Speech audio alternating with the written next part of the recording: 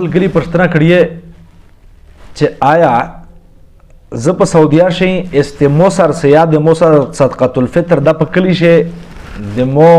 کیرول پرې کوي شي کنه شي پرې کوي او دوم پښتنه دا چې آیا سر سیا په هر سړی واجب دو لکه څنګه چې مشهیره دو چې خط پرې جیب سر سیا په واجب وي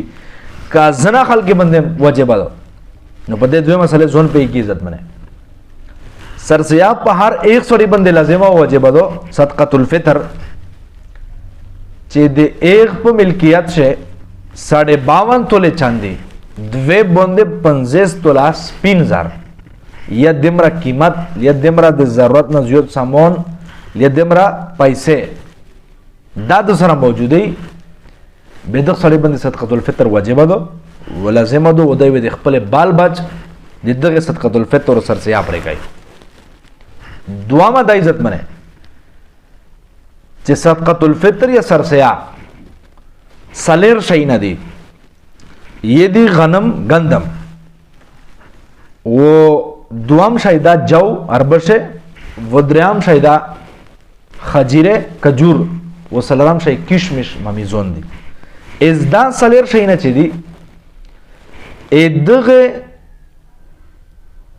قیمت ولیا بعینه دغه شای نه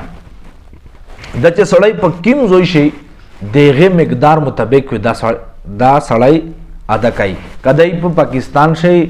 کدی په سعودیا شي کدی په دوبای شي کدی په انګلند شي کدی په برتانیې چې په تیم زو شاوي دا سلیر شي نه بعینه دا سلیر شي نه ادا کوي ولیا دغه سلیر شي قیمت اغزوی مطابق ادا کوي اس د میج موجوده د بانی د ائمه مساجد کمیټې د شورا مطابق کیما فیصله شوې دو د بانی خلک د پورا 270 روپیه 260 روپے 2 کیلو گندم احتیاطاً د غنم و 390 روپیه یعنی لاس کم سلیر 100 روپیه دا د 3.5 کیلو جو د اربش احتیاطاً و د درینی میں سیرے یعنی 3.5 کیلو خجیره کجور 1400 روپیه احتیاطاً و د کشمش یعنی د ممیزونه 2800 روپیه دا مقرر شوی دو از دا صرف د مشتو سے د دغ ډګری دا قیمت متعین شو ده د دغ قیمت د مشتو سے چې سمرا علاقہ خلطی یا د سلیر شینا چې د کیم مقدار میں تو شو دا بیا د کله د دغ قیمت ادا کوي چې بچا باندې واجب او لازم وي و بهر چې په کیم زوی کیم سړی وي دا سلیر شینا لید دغه قیمت د اغزوی مطابق ادا کوي دیوزوی د بل دا د پرنشتا چې ته